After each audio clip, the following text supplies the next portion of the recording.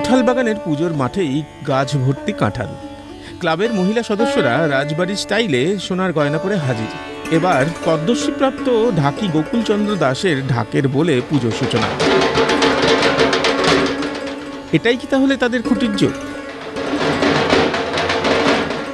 তাদের পুজোর খুঁটির জোর কি? খুঁটির জোর তো আপনারা দেখতেই পাচ্ছেন, সবাই এক একটা খুঁটি দাঁড়িয়ে রয়েছে এখানে।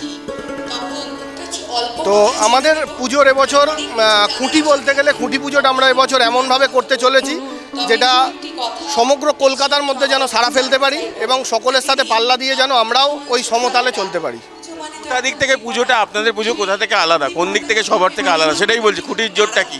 অনেকে থাকে, অনেক পলিটিক্যাল লিডার তারা থাকেন খুঁটির জোর, অনেকে থাকেন সেলিব্রিটি, কিন্তু আপনাদের পুজোর জোরটা কোন জায়গায়?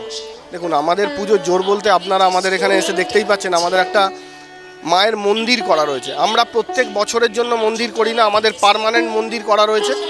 আমরা এবছর রাজবাড়ির আদলে পুরো জিনিসটাকে সাজাচ্ছি এবং এই রাজবাড়িতে মা রাজকন্যা রূপে আসবে, তাই আমাদের থিমের নাম রাজনন্দিনী। আর আপনি দেখতেই পাচ্ছেন আমাদের মহিলারা কতটা অ্যাক্টিভ। তো রাজনন্দিনীকে সাজিয়ে তুলতে এরা সবাই রাজনন্দিনীর বেশেই আছে। না, আমরা বলবো কেন, আমাদের সমগ্র পরিবার, তো এটা একটা পুজো পরিবার। হ্যাঁ, এটা পুজো পরিবার। আমাদের এই পরিবারটা তো সবাই মিলেই এটা ঠিক করেছি যে আমরা এইভাবে এই বছরে উৎসব করবো এইভাবে। আমাদের খুঁটির জোর অসীম। কেন? এখন নারী শক্তি হচ্ছে আধুনিক সমাজে মেরুদণ্ড বলতে পারেন। এই নারীদের ওপর ভরসা করে আমাদের দেশ এগিয়ে চলছে। এই নারী শক্তির ভেতরে একটা অসীম ক্ষমতা আছে। নারীরা একদিকে হচ্ছে যেমন মাতৃস্থানীয়, তেমনি তার কমলতা, তার মাতৃত্ব, তেমনি দৃপ্ততা। এই দৃপ্ততাকেই আমরা এই খুঁটি পুজোর মাধ্যমে উঠিয়ে দেওয়ার চেষ্টা করছি। আমাদের থিম হচ্ছে রাজনন্দিনী। নন্দিনী হচ্ছে কন্যা শুধু নয়, সে হচ্ছে আমাদের এই বাংলার মাটিকে ধারণ করার ক্ষমতাধারী। কি কি পড়েছেন? গয়না সাবেকিয়ানার গয়না। আমরা সাবেকিয়ানাকে ধরে রেখেছি এখনো অবধি। আমাদের পুজোর মূল বৈশিষ্ট্যই হচ্ছে সাবেকিয়ানা, কারণ আমরা প্রতিটি পরিবার একত্রে থেকে আমাদের এই পুজোকে উপভোগ করি। শুরু হয়ে গিয়েছে খুঁটির জোরের লড়াই। এখন যত পুজো আসতে থাকবে ততই খুঁটির জোরের লড়াই চলবে। কারোর পুজোয় বড় নেতা থাকেন, কারোর পুজোয় থাকেন বড় সেলিব্রিটি, কিন্তু খুঁটির জোর আসলে কি? এসেছি কাঁঠাল বাগান সর্বজনীনের পুজোয়। এখানে কাঁঠালও আছে, বাগানও আছে, কিন্তু খুঁটির জোর কি?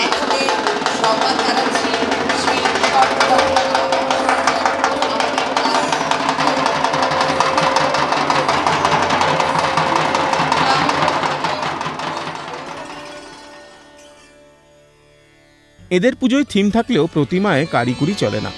এরা দশমীতেই বিসর্জন দেন, সেজন্য পুজো কার্নিভালে যান না। ঐতিহ্যের বিষয়ে একেবারে আপোষ নয়। এটাই মুদিয়ালি ক্লাবের খুঁটির জোর। দক্ষিণ কলকাতার নামী পুজোগুলোর মধ্যে মুদিয়ালি ক্লাবের পুজো, তার যে খুঁটির জোর কতটা সেটা বলে দিতে হবে না। এই নয় যে পরিচিত মুখেরা, সেলিব্রিটি, নেতা মন্ত্রীদের ভিড়, তা নয়।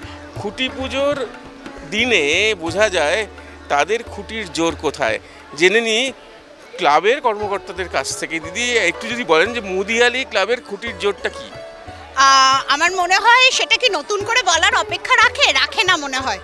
মুদিয়ালি এতদিনের 91 বছরের পুজো, মোটামুটি খুঁটির জোরটা সারা কলকাতা শহর কেন, কলকাতার বাইরে থেকে যারা আসে তারাও বুঝে গেছে মুদিয়ালির খুঁটির জোর কতটা। আমার মনে হয় যে থিমের ভিড়ে, থিম থাকে কিন্তু সাবেকিয়ানা বা যেটা ঐতিহ্যের যে ব্যাপারটা দুর্গাপুজোতে, সেটাকে ধরে রাখার একটা সবসময় চেষ্টা থাকে, এখনও থাকে। আমাদের হচ্ছে মা যেরকম, মা ওরকমই থাকুক। যদি কিছু সৃষ্টি, যদি নতুন কিছু শিল্পীর করার থাকে তাহলে সেটা প্যান্ডেল এবং আনুষঙ্গিক, নট মাই থাকুক আমাদের। এই পাড়াতে সবসময় যারা বয়স্করাও আছে, তারা থেকে শুরু করে যারা ইয়ং জেনারেশন, সবাই চায় না যে এই ঠাকুরের মুখটা চেঞ্জ হোক। এটা তিন পুরুষ ধরে ঠাকুরটাকে তৈরি করছে, মানে যে ঠাকুর তৈরি করতো তার দাদুর আমল থেকে ঠাকুর তৈরি হচ্ছে। এখন মানে তিন পুরুষ মানে চতুর্থ পুরুষ শুরু হয়ে গেছে কাজ করা। তো সেই জায়গাটাকে মনে হয় না যে একটা পুজোর আবেগকে নষ্ট করে কাজ করা, তাই জন্য ওটাকে মাথায় রেখেই সবসময় কাজটা করা হয়। এবারেও কি সেরকম কিছু একটা রয়েছে যেটা? হ্যাঁ, একটা নতুনত্ব চিন্তা ভাবনা রয়েছে এটার মধ্যে, যে অন্তর্শুদ্ধি বলে নামকরণ করা হয়েছে। তো সেটার একটা আলাদাভাবে প্রেজেন্টেশনটা করা হবে, সেটা একটু সময়ের অপেক্ষা। লেকটাউন অধিবাসীবৃন্দের পুজোর থিম বই। বুঝতেই পাচ্ছেন, বই নিয়ে যখন চারিদিক উত্তাল, তখন পথশিশুদের হাতে বর্ণপরিচয় তুলে দিয়ে পুজোর সূচনা করছেন এরা। পুজোর মাধ্যমে সমাজসেবা, পুজোর মাধ্যমে সচেতনতা, পুজোর মাধ্যমে বার্তা ছড়িয়ে দেওয়াই এদের খুঁটির জোর। এবারের ভাবনা হচ্ছে তবু মনে রেখো পর্ব 2, কারণ আমরা বুকস নিয়ে কাজ করছি, যে বই সমাজের ভিত, সমাজটা তৈরি করে, যেটা আজকে খুব নড়বড়ে মনে হচ্ছে কিন্তু সেটাই তৈরি করে। আজকে যে জায়গায় আমরা পৌঁছাচ্ছি, এআইয়ের যুগে পৌঁছে যাচ্ছি, সেটাও কিন্তু এই বুকসের জন্য। বুকস আমাদের কী উপকার করেছে বা করতে পারে বা করে চলেছে, সেই বই পড়াটা তো অনেক কমে গেছে, যার ফলে কি সমাজের অবক্ষয়টাও কিন্তু চোখের সামনে আসছে।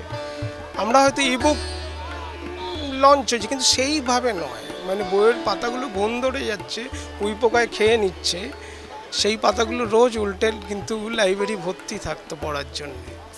আজকে সেটা নেই, এবং তার জন্যে আজকের সমাজ ব্যবস্থাটাও অনেকটা ওলট পালট হয়ে গেছে। একটুখানি খেয়াল করলেই দেখা যায়, কারণ বই তো শুধু বই পড়ে এডুকেশন শুধু নয়, বই কিন্তু একটা মানুষের মধ্যে বোধ, বুদ্ধি, জ্ঞান এবং ব্যবহার, কিভাবে সামাজিক ব্যবহার তৈরি হয় সেটা শেখাতে। সেটা আজকে খুব দুর্লভ, সেইটা নিয়েই আমরা কাজ করছি। যতই নেতা মন্ত্রীরা থাকুন না কেন বা যতই সেলিব্রিটিরা খুঁটি পুজোয় ভিড় জমান না কেন, আসল খুঁটির জোর কিন্তু আছে ভাবনাতেই। যেমন এখানে লেকটাউন অধিবাসীবৃন্দের পুজোর ভাবনার মধ্যে বই রয়েছে, আর এই ছোট ছোট বাচ্চাদের হাতে বই তুলে দিয়ে তারা পুজোর সূচনা করলেন এবং আরও একবার বুঝিয়ে দিলেন খুঁটির জোর ভাবনাতেই। নিখিলের সঙ্গে প্রীতম দে, ক্যালকাটা নিউজ।